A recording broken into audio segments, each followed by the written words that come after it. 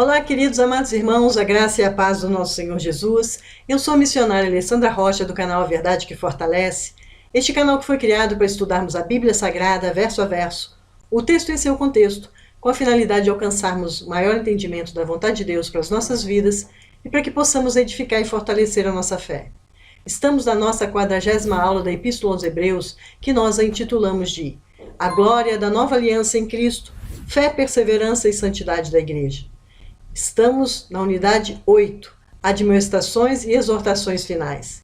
E o assunto que abordaremos na aula de hoje é a disciplina divina, que está em Hebreus, no capítulo 12, do versículo 5 ao versículo 13. O escritor de Hebreus passa da metáfora da corrida e do conflito de gladiadores para a serenidade do lar. O filho está agora na casa do pai, onde deve tirar proveito das sábias admoestações e da benigna correção de um pai que o ama. A família é o lugar de treinamento com vistas à maturidade. Nessa corrida rumo a Jerusalém Celestial, precisamos de maturidade, e maturidade só se alcança com exercício. A disciplina é uma necessidade vital para aqueles que precisam ter os músculos da alma tonificados.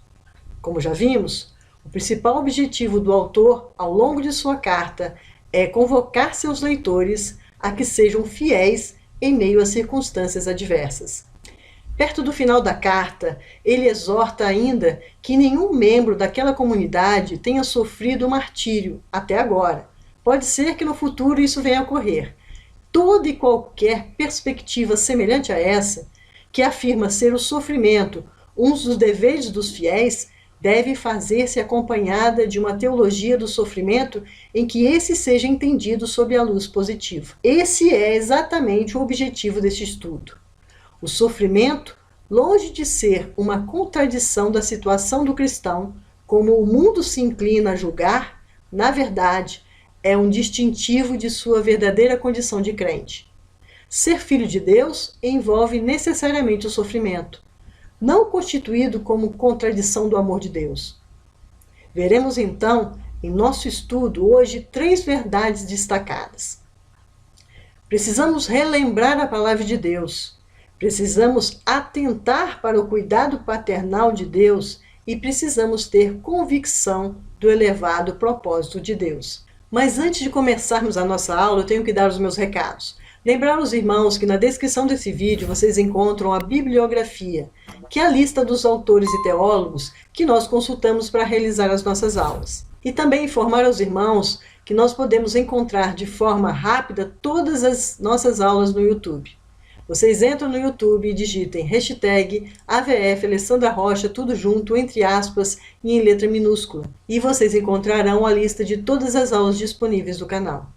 E ainda pedir aos irmãos que orem por esta obra e participem das nossas aulas, deixando seus comentários, dúvidas e sugestões, e divulguem também o nosso canal, para que juntos nós possamos evangelizar, transformar e fortalecer vidas com o estudo da Palavra de Deus.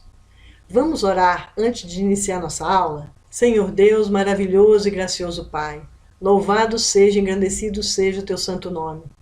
Diante de tuas faces colocamos o nosso coração, que é a fonte dos nossos pensamentos, sentimentos e vontade, para que o Senhor nos ajude, com o auxílio do Espírito Santo, nos capacite a entender mais um estudo, a fim de que a nossa fé seja fortalecida e suas verdades sejam compreendidas e obedecidas. Tudo para a glória do teu santo nome. Nós te pedimos, nós te louvamos e te bendizemos em nome de Jesus. Amém. Disciplina divina. Vamos ler Hebreus capítulo 12, do versículo 5 ao versículo 11. E vocês, se esqueceram da exortação que lhes é dirigida como a filhos? Filho meu, não despreze a correção que vem do Senhor, nem desanime quando você é repreendido por ele, porque o Senhor corrige a quem ama e castiga todo filho a quem aceita. É para a disciplina que vocês perseveram. Deus os trata como filhos. E qual é o filho a quem o pai não corrige? Mas se estão sem essa correção, da qual todos se tornam participantes, então vocês são bastardos e não filhos. Além disso, tínhamos os nossos pais humanos, que nos corrigiam, e nós os respeitávamos. será que então não nos sujeitaremos muito mais ao Pai espiritual para vivermos? Pois eles nos corrigiam por pouco tempo, segundo melhor lhes parecia. Deus, porém, nos disciplina para o nosso próprio bem, a fim de sermos participantes da sua santidade. Na verdade, toda disciplina, ao ser aplicada, não parece ser motivo de alegria, mas de tristeza. Porém, mais tarde produz fruto pacífico aos que têm sido por ela exercitados, fruto de justiça. Vimos no versículo 5 a 11 do capítulo 12 uma disciplina a receber. Identificamos 3 verdades na qual precisamos. Primeira, relembrar a palavra de Deus. Segundo, atentar para o cuidado paternal de Deus. E terceiro, ter convicção do elevado propósito de Deus. Vamos agora descrever e fazer as considerações sobre cada tópico aqui destacado. Alguns cristãos entendem que o servo de Deus está livre de sofrimentos. Mas não é isso que as Escrituras nos ensinam por palavras e por testemunho dos servos sofredores, inclusive o maior sofredor, Jesus Cristo. O crente está sujeito aos sofrimentos naturais de todos os seres humanos, aos sofrimentos acidentais decorrentes da luta pela vida e aos sofrimentos provenientes da disciplina de Deus, pois não há filho que não erre, e não há erro sem a devida disciplina do pai educador, aquele pai cuidadoso e amoroso. Guardemos bem essa verdade. Deus é nosso Pai, e por essa razão cuida de nós com amor, mas também com disciplina. Sempre que nos transformamos em filhos rebeldes e desobedientes, pois Ele quer que sejamos melhores do que somos, e quanto mais disciplinados, melhores filhos de Deus nos tornamos. Deus nos disciplina quando erramos, também nos fortalece na vida diária, essa vida diária de servos, e nos habilita para cada batalha. Nos versículos da aula de hoje, destacamos 3 verdades que precisamos guardar em nossos corações. A primeira é que precisamos relembrar a palavra de Deus. Os crentes hebreus eram lentos em ouvir e rápidos em esquecer. Eles esqueciam rápido os preceitos da palavra de Deus. O autor cita Provérbios capítulo 3, versículo 11 e 12, para mostrar que a disciplina não significa ausência de amor, mas uma demonstração de amor paternal. Nessa mesma linha de pensamento, devemos entender que o sofrimento deles, em vez de ser uma prova do abandono de Deus, era uma prova de que Deus os considerava como filhos e os estava tratando como tais. A disciplina é um privilégio que Deus estende àqueles a quem ama. A disciplina não é estendida aos que não pertencem a Deus. Esses recebem o seu julgamento e não a sua disciplina. Disciplina, sim, é como sinônimo de filiação. A disciplina não é castigo. Deus não pune seus filhos, pois já puniu seu filho na cruz em nosso lugar. A ira de Deus, que devia cair sobre a nossa cabeça, foi derramada sobre Jesus na cruz. Jesus foi feito maldição para sermos benditos eternamente. Deus nos disciplina para nos corrigir e nos fortalecer, em vez de punir para castigar. Deus é como um agricultor que poda a videira para que ela produza mais fruto ainda. Precisamos também atentar para o cuidado paternal de Deus. O autor, nos versículos 7 a 9, faz a comparação aqui entre a disciplina terrestre e a celeste. Os pais disciplinam os filhos porque os amam. Entregar os filhos à própria sorte ou vontade é arruinar a vida deles. Calvino tem razão em dizer: se não há entre os homens, pelo menos entre os prudentes e ajuizados, algum que não corrija a seus filhos, já que estes não podem ser guiados à real virtude sem disciplina, muito menos Deus, que é melhor e o mais sábio dos pais, negligenciaria um antídoto tão eficaz. Se os pais corrigem seus filhos por um breve tempo e podem errar quanto ao tempo, a intensidade e a motivação da disciplina, fazem isso com um amor e para o bem dos filhos. Quanto mais o nosso Pai Celeste, que nos corrige ao longo da vida, da forma certa, na proporção certa, com a motivação certa e com os resultados certos. As adversidades que enfrentamos são bênçãos disfarçadas, porque por trás dessas dificuldades está o nosso Pai amoroso que nos dá o que é melhor. Precisamos sempre olhar além dos nossos sofrimentos e entender que Deus está trabalhando por nós e não contra nós. Para resistir corretamente à disciplina, é preciso resistir inteligentemente. E a última verdade que identificamos é que precisamos ter convicção do elevado propósito de Deus. Os pais procuram o que é melhor para os seus filhos, mas frequentemente cometem erros. A capacidade deles para educar seus filhos é limitada. Mesmo com as melhores intenções, ainda falham quanto ao método e quanto ao propósito.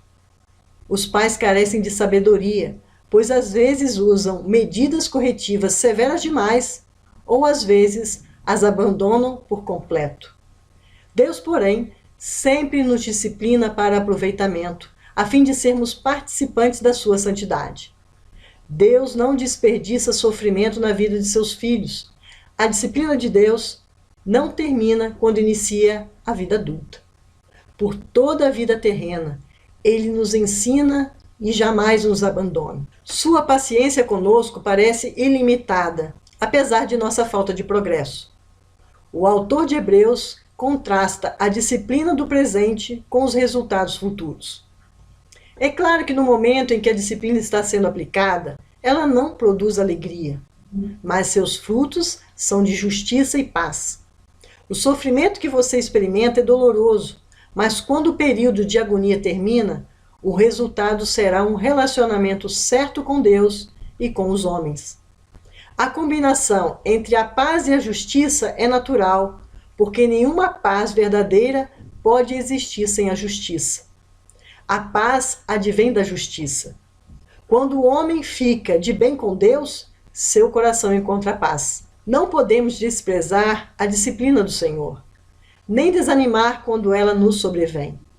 Devemos, em vez disso, submeter-nos a ela e considerá-la como prova convincente de que Deus nos aceita como filhos, pois quer tão somente o bem. Devemos ver especialmente que Deus a designou para desenvolver em nós um caráter santo. Estes versículos são desafiadores. Compreendemos por que tem de haver dificuldade na vida cristã e como reagir ante tais duras experiências? Como enfrentar perseguição, doença, decepção, obstáculos e problemas?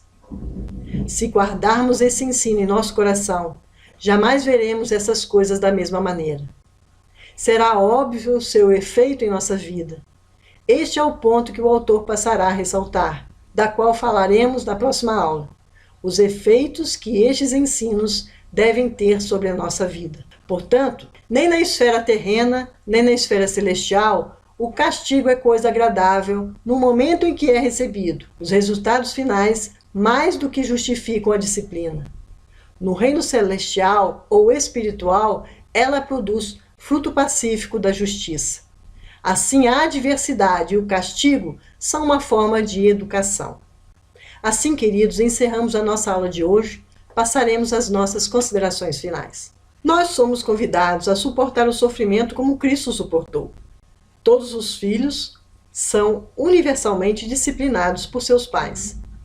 Os que estão sob a disciplina têm estabelecido não só a filiação legítima, como também sua condição de herdeiro. A vantagem de o pai disciplinar-nos é que passamos a participar de sua santidade. O caráter final benéfico do sofrimento, a despeito das dores do presente momento, é tema familiar na Bíblia, quanto a benefícios para a vida atual, quanto a benefícios para a vida futura. O fruto da justiça é chamado pacífico, porque é a resolução de uma luta feroz, originadas nos sofrimentos que nos afligem aqui. Estes recebem resposta verdadeira na consumação final de todas as coisas. Santificação e discipulado constituem uma unidade na fé. Não há como separá-los um do outro, assim como a santificação e o sofrimento. Deus permite que as pessoas de fé, das quais fala da sua palavra, o sofrimento em suas vidas, para lembrá-las que Ele não os esqueceu, mas que, pelo contrário, trabalhe em seu ser para moldá-los de maneira nova e torná-los útil para a sua glória eterna. Vamos orar, encerrando a nossa aula de hoje?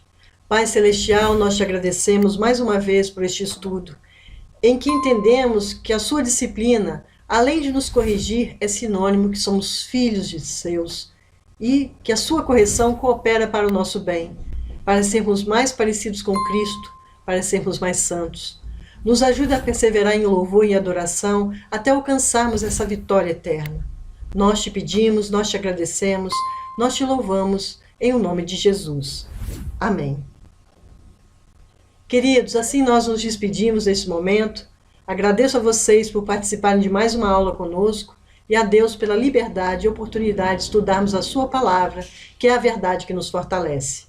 Abraço a todos, até a próxima aula, se assim Deus nos permitir. Até lá.